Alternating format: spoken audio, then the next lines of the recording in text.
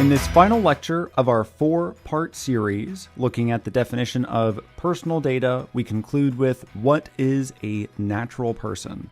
Now, I imagine that scholars throughout time have opined on this very question, but for us, the answer is very, very simple. And that answer is the GDPR actually does not define natural person. They leave this to the member states. So I'm afraid if you were planning on walking away with something very profound that you could share at the dinner table, we don't have that for you. Applicability is determined by territorial scope, and we will get to talking about the material and territorial scope of the GDPR later. The only thing I can tell you, and this is per Recital 27 of the GDPR, a natural person is not a deceased person.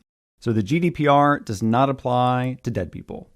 In this lecture, we have not answered the question what a natural person is because, well, the GDPR doesn't define it. Again, it's left to the member states. Applicability is determined by territorial scope. And Recital 27 tells us that deceased people are not natural people.